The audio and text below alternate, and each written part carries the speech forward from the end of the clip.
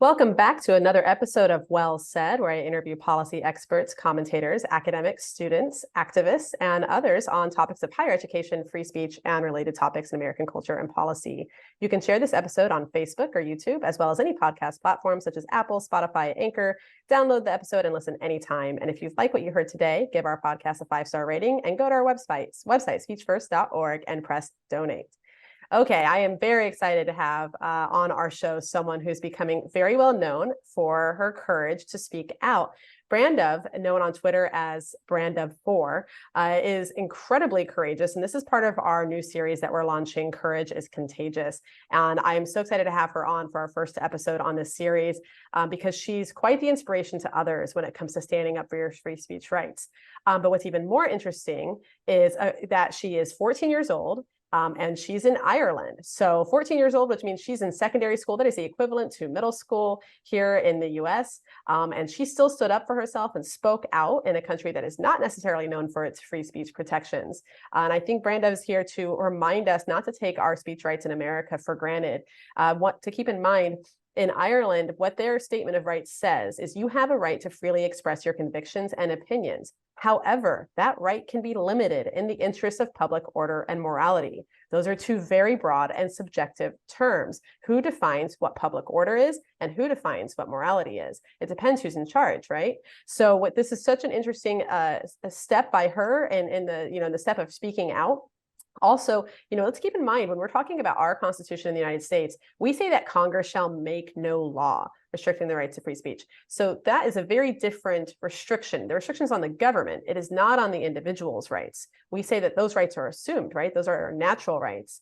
But so we put limitations on what the government is able to make a law around. In Ireland, it's obviously a different story. They're putting limitations on the rights themselves and on the individuals. So let's keep that in our minds while we hear Brandubh's story. So thank you so much, Brandubh. Thank you for joining us. I'm very excited to have you on. Thank you. Thank you for having me on here. And for those of you who are wondering, we have her video turned off to protect her identity. As I mentioned, she's 14 years old and she's got her whole life ahead of her. So we don't want her to have to deal with the stresses of school simultaneously while dealing with the stresses of being canceled and lambasted all over the internet and having her reputation destroyed just for speaking up and about her beliefs. Again, this is something that should not be a question of whether or not you're able to speak up about your beliefs, but it certainly is today in this day and age, and that's something we're going to get into. So let's go ahead and listen to a snippet of her poem called I Am Not a Dress. We are women. We are warriors of steel. Woman is something no man will ever feel. Woman is not a skill that any man can hone. Woman is our words, and it is ours alone. I am not a dress to be worn on a whim. A man in a dress is nonetheless a him. Women are not simply what we wear. If this offends you, I do not care. I am not an idea in any man's mind, and my purpose in life is not to be kind. So when my rights are trampled every day of the week, I will not stand by being docile and meek. I am not defined by sexist eyes. There is more to woman than that shallow guise. That guise of dresses, bikinis, and skirts. Those clothes are not what womanhood is worth. I am not a bitch, a turf, a whore, a slag, hysterical, a witch, a slut, a hag. No, I am a woman, I'm a female, who will not let her rights be put up for sale.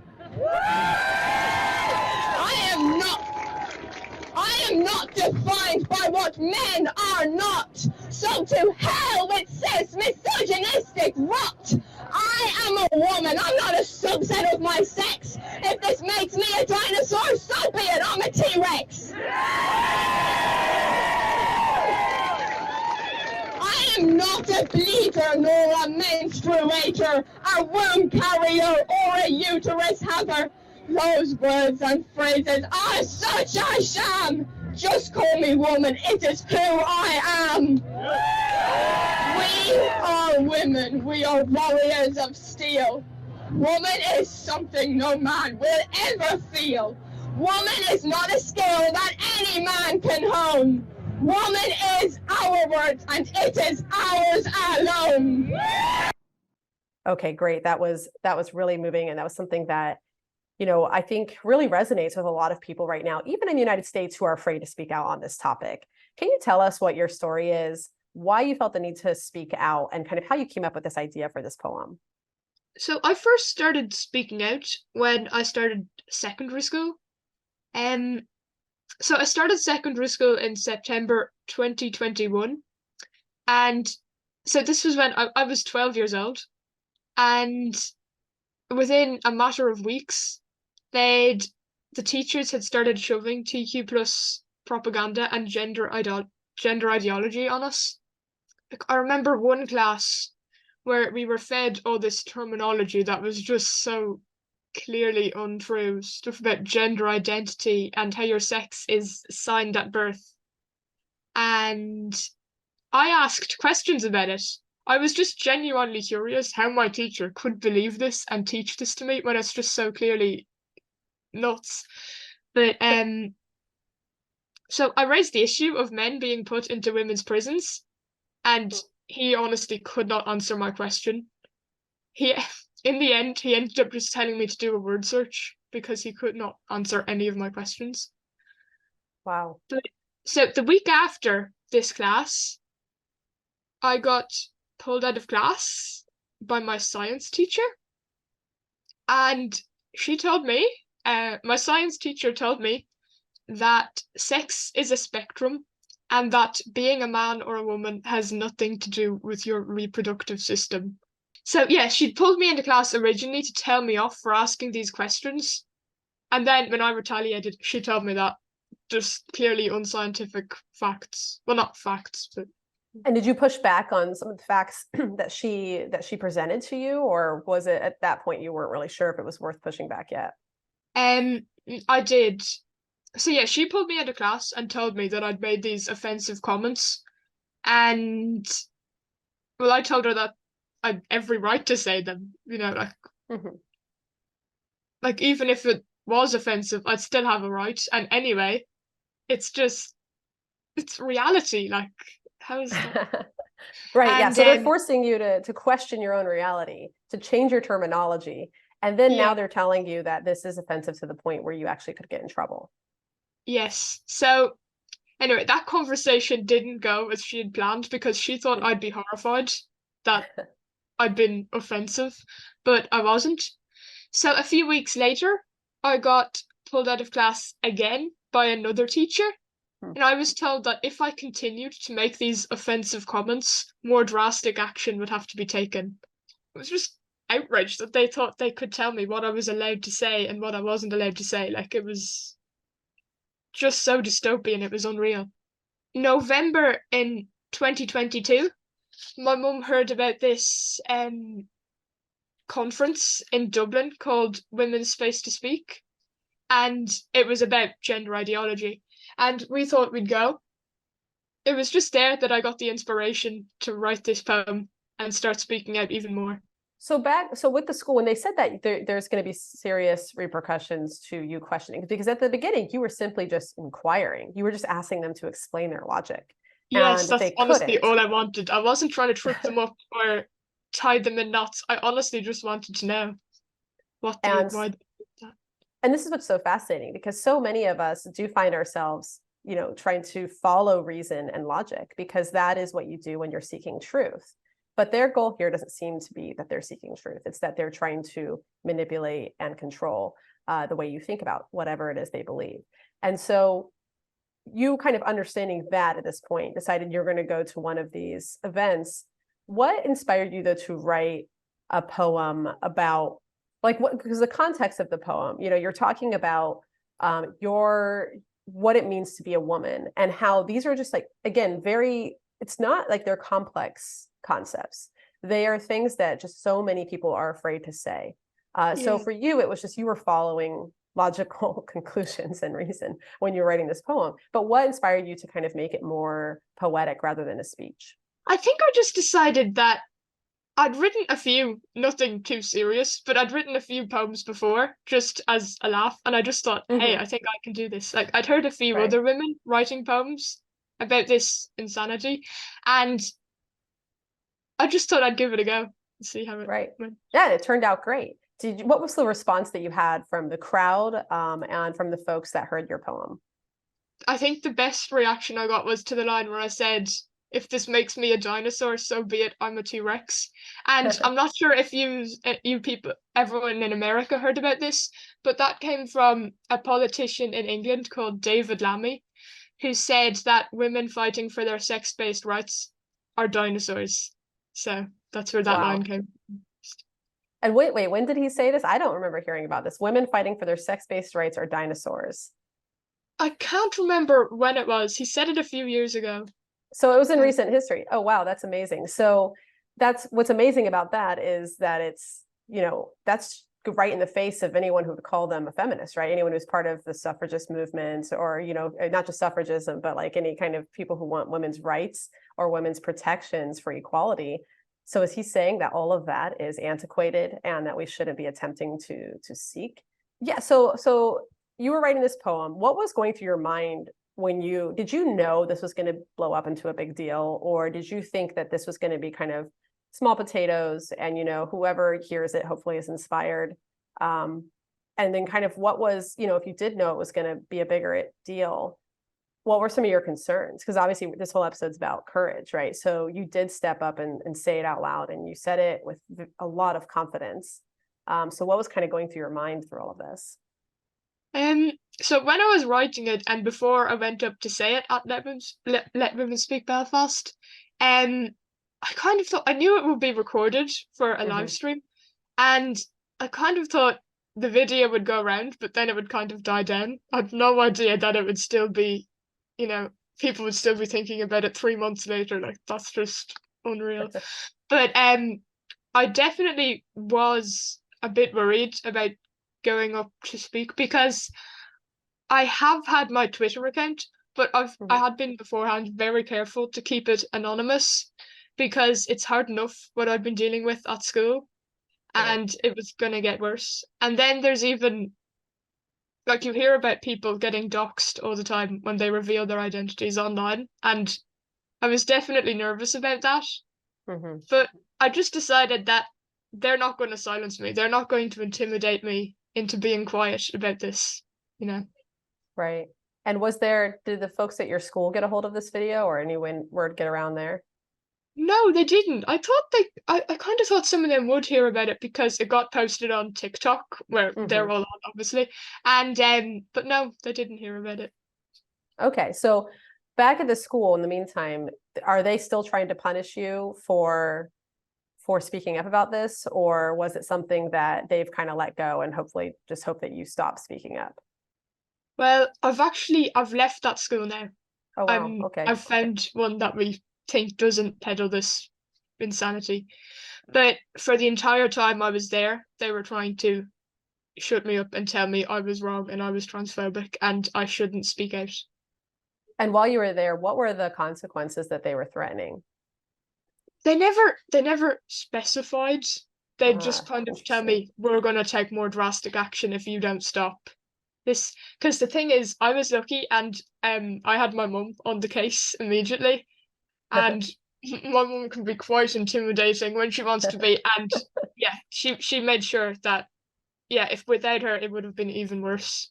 Yeah, I bet. Yeah, and I imagining honestly dread to think what it could have been like.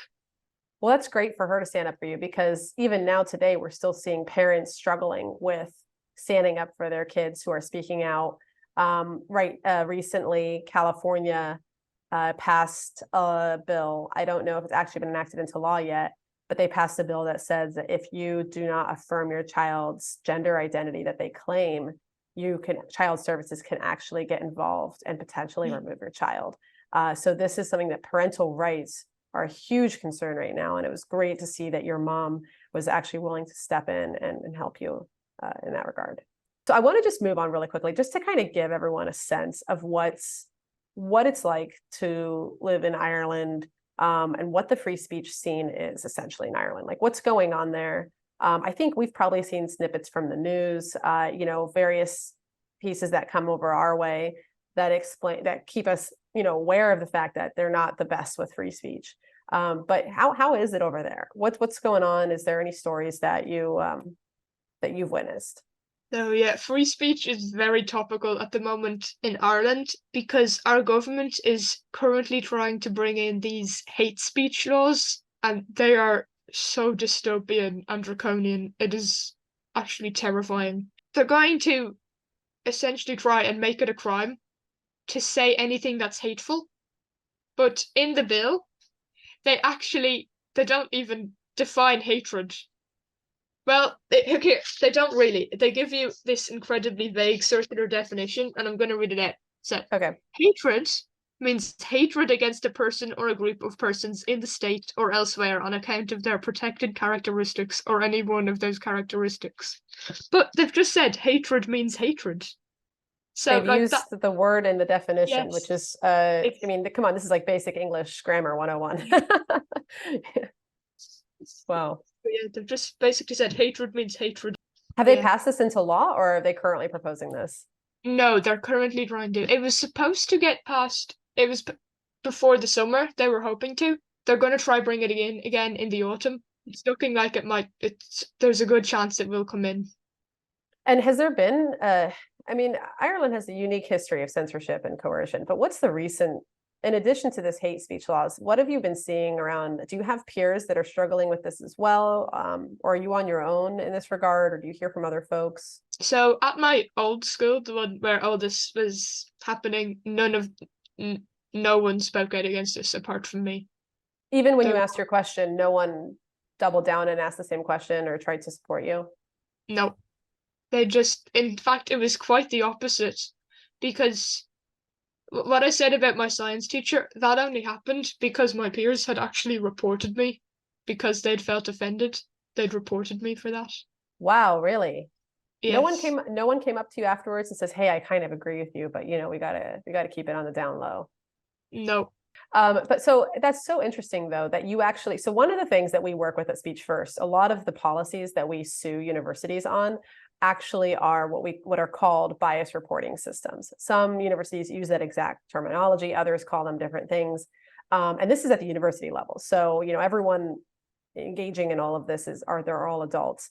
And what's so interesting is that what they are is they're anonymous reporting systems where students are encouraged to report on one another for incidents of bias. Like you said, how Ireland is not defining the word hate, which is an incredibly subjective term. It's the reason why in the United States, the Supreme Court has held up time and time again unanimously that there is no hate speech or offensive speech exception to the First Amendment, because who defines hate? You can't create a law around something that is not clearly defined because it's unenforceable without discrimination. And that's something that's really important to remember about when we're all thinking about the legal system. How do you enforce a law that is ill-defined? Well, that means you're going to have to choose a side. That means you will be subjective in how you decide to enforce that law, which means you will discriminate against one party or another based on your beliefs and your individual opinions. And so that is incredibly dangerous because that spells a recipe, like you said, for draconian type policies and enforcement tactics, which are, we both live in what are supposedly like free countries and democracies. So this is something that is concerning. But what's even more concerning about these bias reporting systems, you're saying that it looks like you have some version of this in your school as well, where students can just kind of report. Now, they may not be a formalized system like we have here in the United States on college campuses, but you're saying that students, that it's a kind of a no-brainer for them. Like they don't really, that to report someone for being offensive, it seems like that's just a natural next step if someone finds you offensive. Do you have any idea kind of like where that mentality came from? Because typically we would hope that if someone's offended by your speech or disagrees with you, they would just engage with you and maybe participate in a debate.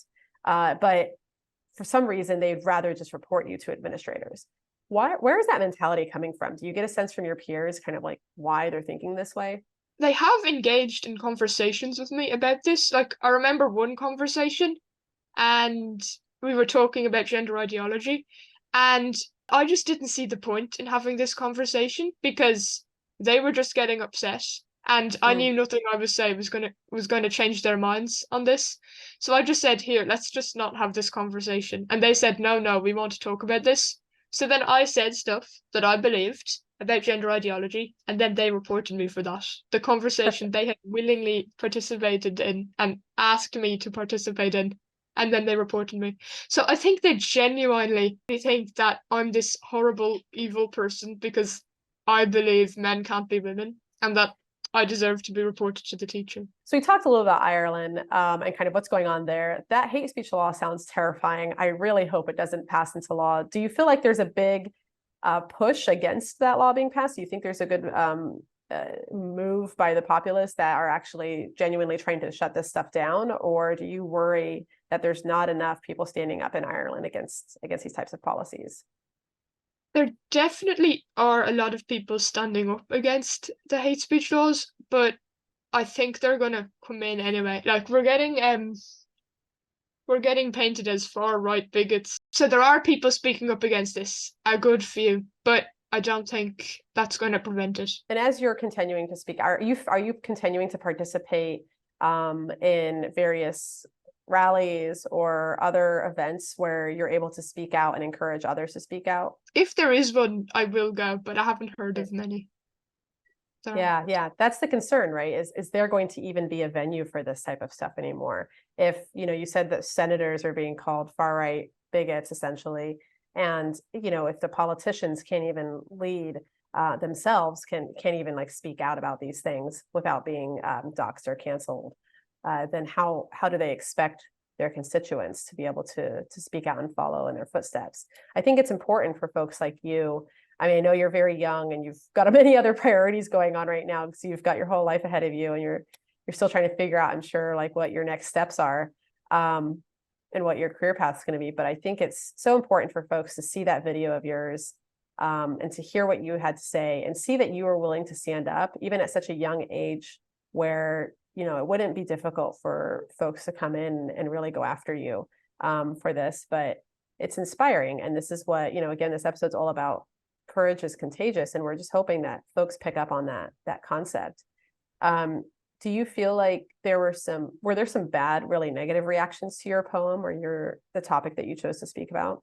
There were some, but not all that many. Like just a few comments online about how I was being transphobic. But then, like, I just didn't care. It's like I said in the poem, if this offends you, I do not care. No, yeah, that's what's actually amazing, is that I think a lot of people agree with you. And that's why, you would expect, I think when most people think about speaking about these things, they think there's going to be a huge backlash. But we've seen with some of these boycotts of these companies who've been trying to espouse these ideas, there's actually quite a large percentage of people who agree with your poem and agree with what you have to say. They just don't have the courage to speak up because they think there's going to be a huge backlash. So even this is an example saying that you didn't see a huge backlash. But you've been all over the news and media. It's not like people haven't heard your poem. I mean, a large chunk of people have. You were just on Megyn Kelly not too long ago, who has a huge following. And so it's not like you haven't been covered with this regard. Do you feel like some folks have come up to you afterwards and said, hey, I really secretly kind of agree with you, but I can't speak up about it because I'm concerned? I've had a few people message me online saying that, yeah, they really liked it, and that it inspired them, and that they've tried to speak out more, which is just incredible. Like, I can't believe my words can do that.